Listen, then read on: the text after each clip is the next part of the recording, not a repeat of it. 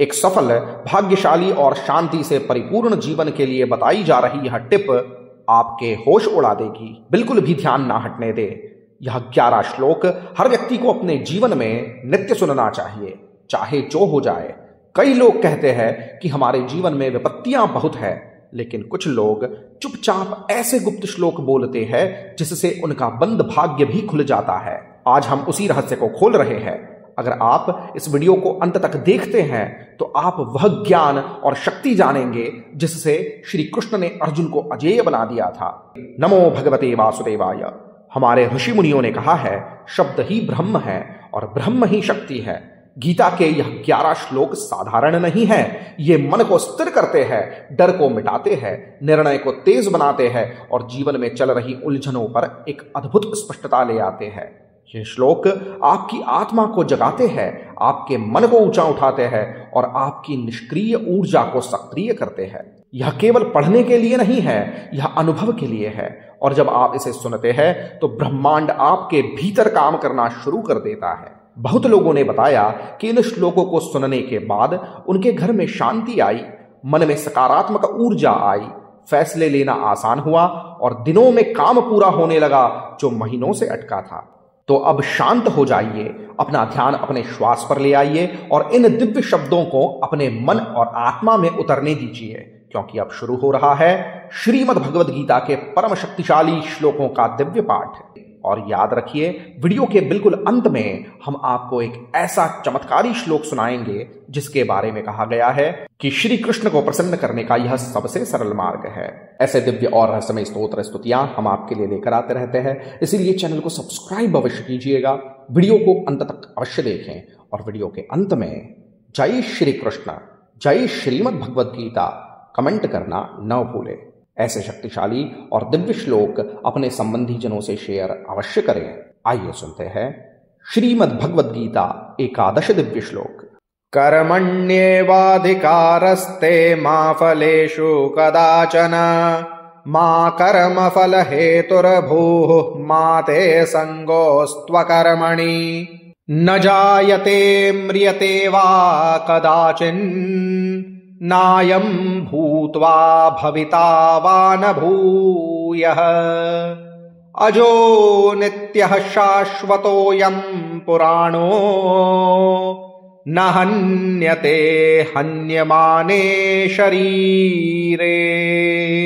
यदा यदा हि धर्मस्य ग्लानिर्भवति भारत अभ्युत्थानमधर्मस्य तदात्मानं सृजाम्यहम् परित्राणाय साधूनां विनाशाय च दुष्कृतां धर्म संस्थापनार्थाय संभवामि युगे युगे। मय्येव मन आधत्स्व मयि बुद्धिं निवेशय निवसिष्यसि मय्येव अत ऊर्ध्वन्न संशयः।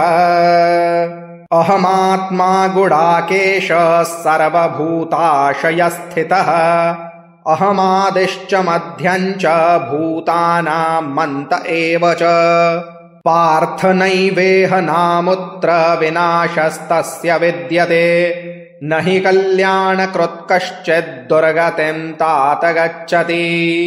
आपूर्यमाणमचलप्रतिष्ठम् समुद्रमापः प्रविशन्ति यद्वत् तद्वत्कामायं प्रविशन्ति सर्वे स शान्तिमाप्नोति न कामकामी।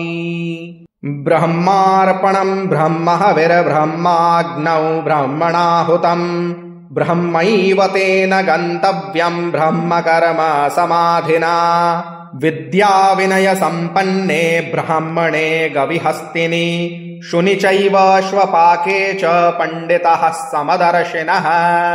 सर्वधर्मान् परित्यज्य मामेकं शरणं व्रज अहं त्वा सर्वपापेभ्यो मोक्षयिष्यामि मा शुचः।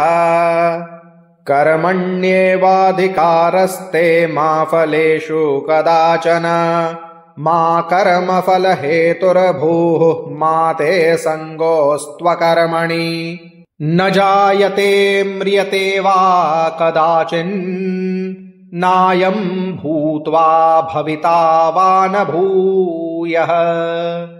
अजो नित्यः शाश्वतोऽयं पुराणो न हन्यते हन्यमाने शरीरे।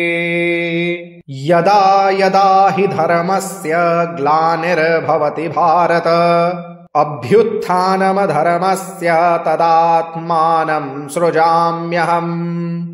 परित्राणाय साधूनां विनाशाय च दुष्कृतां धर्म संस्थापनार्थाय संभवामि युगे युगे। मय्येव मन आधत्स्व मयि बुद्धिं निवेशय निवसिष्यसि मय्येव अत ऊर्ध्वन्न संशयः। अहमात्मा गुडाकेश सर्वभूताशयस्थितः अहमादिश्च मध्यञ्च भूतानामन्त एव च। पार्थ नैवेह नामुत्र विनाशस्तस्य विद्यते न हि कल्याणकृत् कश्चित् दुर्गतिं तात गच्छति।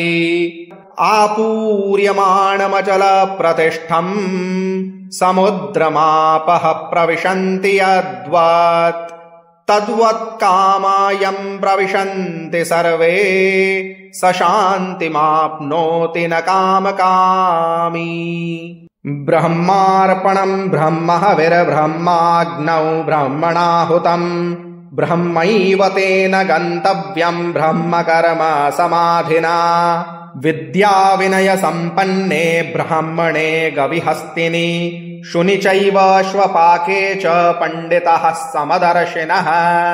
सर्वधर्मान् परित्यज्य मामेकं शरणं व्रज अहं त्वा सर्वपापेभ्यो मोक्षयिष्यामि मा शुचः। कर्मण्येवाधिकारस्ते मा फलेषु कदाचन मा कर्मफलहेतुर्भूः मा ते संगोऽस्त्वकर्मणि। न जायते म्रियते वा कदाचिन् नायं भूत्वा भविता वा न भूयः। अजो नित्यः शाश्वतोऽयं पुराणो न हन्यते हन्यमाने शरीरे। यदा यदा हि धर्मस्य ग्लानिर्भवति भारत अभ्युत्थानमधर्मस्य तदात्मानं सृजाम्यहम्। परित्राणाय साधूनां विनाशाय च दुष्कृतां धर्म संस्थापनार्थाय संभवामि युगे युगे। मय्येव मन आधत्स्व मयि बुद्धिं निवेशय निवसिष्यसि मय्येव अत ऊर्ध्वन्न संशयः। अहमात्मा गुडाकेश सर्वभूताशयस्थितः अहमादिश्च मध्यञ्च भूतानामन्त एव च। पार्थ नैवेह नामुत्र विनाशस्तस्य विद्यते न हि कल्याणकृत् कश्चित् दुर्गतिं तात गच्छति। आपूर्यमाणमचल प्रतिष्ठम् समुद्रमापः प्रविशन्ति यद्वत् तद्वत्कामायं प्रविशन्ति सर्वे स शान्तिमाप्नोति न कामकामी। ब्रह्मार्पणं ब्रह्महविर्ब्रह्माग्नौ ब्रह्मणाहुतं ब्रह्मैव तेन गन्तव्यं ब्रह्मकर्म समाधिना। विद्या विनय संपन्ने ब्राह्मणे गविहस्तिनि शुनि चैव श्वपाके च पंडितः समदर्शिनः। सर्वधर्मान् परित्यज्य मामेकं शरणं व्रज अहं त्वा सर्वपापेभ्यो मोक्षयिष्यामि मा शुचः। कर्मण्येवाधिकारस्ते मा फलेषु कदाचन मा कर्मफलहेतुर्भूः मा ते संगोऽस्त्वकर्मणि। न जायते म्रियते वा कदाचिन् नायं भूत्वा भविता वा न भूयः। अजो नित्यः शाश्वतोऽयं पुराणो न हन्यते हन्यमाने शरीरे। यदा यदा हि धर्मस्य ग्लानिर्भवति भारत अभ्युत्थानमधर्मस्य तदात्मानं सृजाम्यहम्। परित्राणाय साधूनां विनाशाय च दुष्कृतां धर्म संस्थापनार्थाय संभवामि युगे युगे। मय्येव मन आधत्स्व मयि बुद्धिं निवेशय निवसिष्यसि मय्येव अत ऊर्ध्वन्न संशयः। अहमात्मा गुडाकेश सर्वभूताशयस्थितः अहमादिश्च मध्यं च भूतानां मन्त एव च। पार्थ नैवेह नामुत्र विनाशस्तस्य विद्यते न हि कल्याणकृत् कश्चित् दुर्गतिं तात गच्छति। आपूर्यमाणमचलप्रतिष्ठं समुद्रमापः प्रविशन्ति यद्वत् तद्वत्कामायं प्रविशन्ति सर्वे स शान्तिमाप्नोति न कामकामी। ब्रह्मार्पणं ब्रह्महविर्ब्रह्माग्नौ ब्रह्मणाहुतं ब्रह्मैव तेन गन्तव्यं ब्रह्मकर्म समाधिना। विद्याविनय संपन्ने ब्राह्मणे गविहस्तिनि शुनि चैव श्वपाके च पंडितः समदर्शिनः। सर्वधर्मान् परित्यज्य मामेकं शरणं व्रज अहं त्वा सर्वपापेभ्यो मोक्षयिष्यामि मा शुचः। कर्मण्येवाधिकारस्ते मा फलेषु कदाचन मा कर्मफलहेतुर्भूः मा ते संगोऽस्त्वकर्मणि। न जायते म्रियते वा कदाचिन् नायं भूत्वा भविता वा न भूयः। अजो नित्यः शाश्वतोऽयं पुराणो न हन्यते हन्यमाने शरीरे। यदा यदा हि धर्मस्य ग्लानिर्भवति भारत अभ्युत्थानमधर्मस्य तदात्मानं सृजाम्यहम्। परित्राणाय साधूनां विनाशाय च दुष्कृतां धर्म संस्थापनार्थाय संभवामि युगे युगे। मय्येव मन आधत्स्व मयि बुद्धिं निवेशय निवसिष्यसि मय्येव अत ऊर्ध्वन्न संशयः। अहमात्मा गुडाकेश सर्वभूताशयस्थितः अहमादिश्च मध्यं च भूतानां मन्त एव च।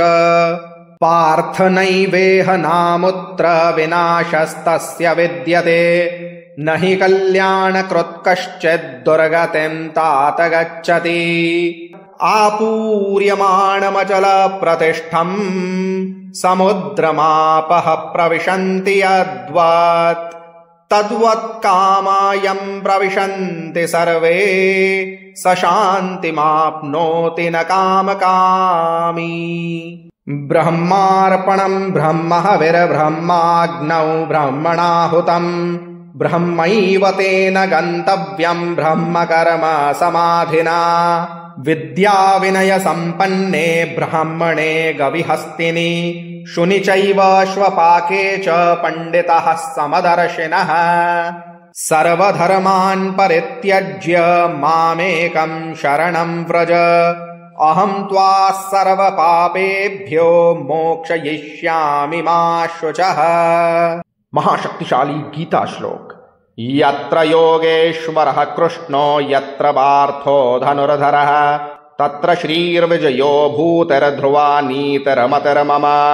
अर्थात जहां योगेश्वर भगवान कृष्ण हो और जहां धनुर्धर अर्जुन हो वहां निश्चित रूप से समृद्धि, विजय, उत्कर्ष और अटल नीति रहती है। मेरी यही मान्यता है।